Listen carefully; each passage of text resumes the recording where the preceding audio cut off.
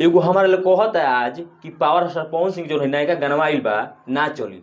जान जा भाई नू साला का मैसन जवाब देने अनुको कर मुंह लजा गेल। जान जा पावर स्टार पवन सिंह भैया कोई बा भोजपुरी इंडस्ट्री में बिहार के आन बान शान पवन सिंह जैसन भाई केहू गा सकेला।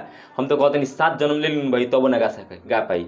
काहे कि पावर स्टार पवन सिंह भैया केहू ना बन सकेला। पवन सिंह को ऐसा स्वर बा भाई नू कि केहू ना बन सकेला। पावर स्टार पवन सिंह एकदम ब्लास्ट खतरनाक ऐसा भैया फर्स्ट होली सैड पवन सिंह के आइल बा। पवन सिंह सैड मोशन में बाड़न।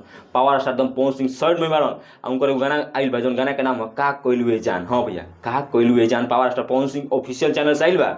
अब पवन सिंह के गाना भैया प्यार दुलार सही दानता बरसात दौड़ काहे कि पवन सिंह कुछ भी पोस्ट करलन तो तहलका मच जाला भोजपुरी इंडस्ट्री में भाई तहलका मच जाला।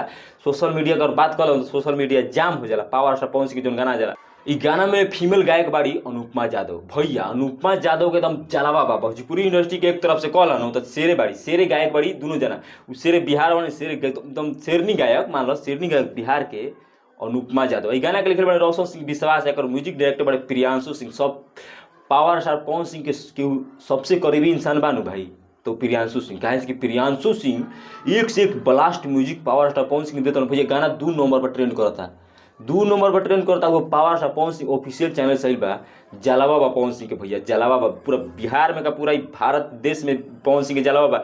आई गाना में फिट रोल में बड़ी डांसर में क्वीन शालिनी भैया क्वीन शालिनी के जलावा बिहार में। कहे कोनो भी कलाकार से क्वीन शालिनी जो अपन डांस लिपसिंग एक्टिंग दिखा तड़ी भाई मार्केट में आग लग जाता। कहे कि क्वीन शालिनी के भाई पवन सिंह के साथ बहुत हिट गाना आ गई। जो गाना आइल बा का कोइलुए जान का एक्टिंग बा पवन सिंह के का एक्टिंग बा क्वीन शालिनी के भाई जलावा। पीछे दिन गाना आई रहे तो 200 मिलियन 300 मिलियन पहुंच गई पवन सिंह के गाना लगन स्पेशल रहे। लेकिन होली में पवन सिंह के गाना बहुत बाजी भाई।